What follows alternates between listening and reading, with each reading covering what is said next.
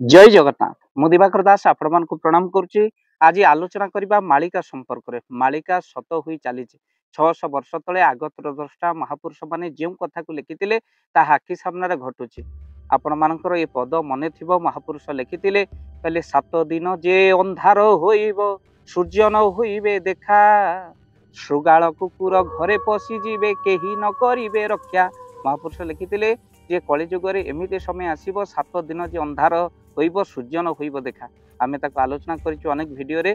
7 दिन अंधकार अज्ञान अंधकार रे लोक माने मातिबे 7 दिन सप्ताहक 7 दिन आउ आगक मध्य सप्ताहक 7 दिन अंधकार रे कटिबो। महापुरुष लिखिचंती से स्थान केउठी हेतिबो बा केउ स्थान रु आरंभ होइबो अंधकार से कथा मध्ये आमे वीडियो माध्यम रे कहिछु। किंतु आज जो स्थान आउ श्रुगाल बा कुकुर आउ बिलुआ कथा आमे माने आलोचना करुचु घरे घरे पशि जीवे। महापुरुष जशवंत दास मध्य से कथा को लिखिचंती कहले एमिति एक समय आसीबो जो समय भितरु कहले शून्य रु प्रचंड शब्द पुणी शुणा जीवो बासुकी टेकिबो फणा जे ब्रह्मांड कंपिबो। कहले शून्य रु शब्द शुणा जीवो आ बासुकी फणा टेकिबो भक्त बंधु पृथ्वी कंपिबो। निकट रे आपनकर भद्रक तोर बालेश्वर कंपिला शून्य रु शब्द शुणा गला। महापुरुषंकर सेठी वाक्य सत्य हैला।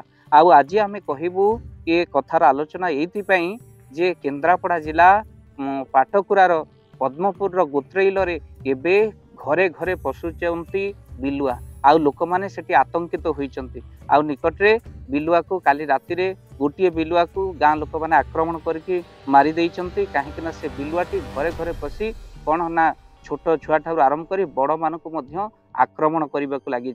अनेक लोगों को क्षय क्षति पहुंचाई, अनेक लोगों को कामुड़ी देइछि, मांस नहीं जाइछि। ये वीडियो को आपण माने भल कि देखंतु जो बिलुआटी मरिकी पड़ी अर्थात गाँ लोक मैंने बाड़ी बाड़ी मारी देइछंती। काहेकि ना ये बिलुआ घरे घरे पशि केवल ये गोटे नुह अनेक बिलुआ जो माने घरे घरे सेठी पशि जाउछंती। आ संध्या हला बेलकु सेठी गाँ दांडरे ताटी कबाट पड़ जाउछि। लोक माने भयभीत अवस्था छक बजार के बसुना ये बिलुआ आसिला बोली कही लोक माने डरुचंती। काहेकि ना सेठी बिलुआ आतंक जहाकू महापुरुष लिखिथिले श्वान श्रुगाल जे घरे पशि जीवे। भक्तबंधु महापुरुषंकर से पद जशवंत दासंकर से पद को आपण मानक आगे रखिबु। महापुरुष लिखिथिले कहले श्वान श्रुगाल जे घरे घरे पशि जीवे अनाहरे पड़िन जे लोके जे मरिबे। कहले एमिते समय आसीबो श्वान श्रुगाल जे घरे घरे पशि जीवे। आउ आज सेही घटना घटी मालिकार सत्यता पुणी थरे प्रमाण होइछि। घरे घरे आज श्रुगाल पशुचंती लोक माने संध्यारू कबाट दौचंती से अंचल रे। जो अंचल कथा कहूछु आउ थरे कहि दउछु केन्द्रापड़ार पाटकुरा जो स्थान आपण जानिबे पद्मपुर गोत्रैल ग्राम। आउ जोठी वीडियो हमको मिली आउ भक्तबंधु कलिजुगर कराल गति रे महापुरुष लिखिचंती यही सब लक्षण जे कली रे घटिबो। आउ कहि दास जशवंत यही कथा अटे ध्रुव। भक्तबंधु ये सब घोर कली रे घटना घटियो बोली महापुरुष लिखिथिले। आज सत्य हैला। आउ काहेकि ना सेठी जो भली भाव रे बिलुआ आतंक एठी मालिकार सत्यता को प्रमाण दउची। छोट छुआ माने घरे कबाट किली रहउचंती। काहेकि ना बिलुआ आगुरु घरे पशु नथिला। बिलुआ मनीष को देखिले धाई जाए आउ किंतु एबे पागल होई बिलुआ घरे घरे पशि जाउची। लोक माने संध्यारू कबाट दे दउचंती, ग्रिल दे दउचंती। से अंचल रे एभली घटना घटिची।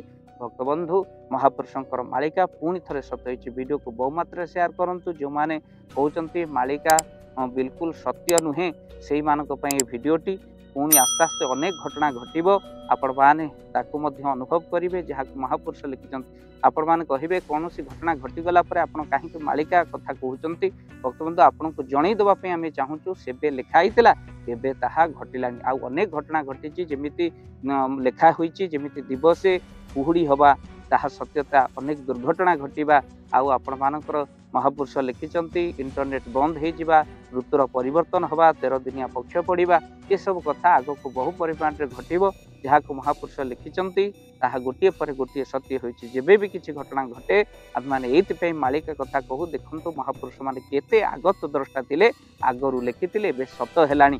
तेणु आउ बेसी बेल नाही लो बौल निकटे होइबो देखा पंच सखा माने कहि जाइचंती पुराण रे अछि लेखा। तेणु वीडियो को बहु मात्रा शेयर करंतु। आउ चैनल रे जदि नुआ चैनल को सब्सक्राइब करंतु। जय जगन्नाथ, जय पंच सखा।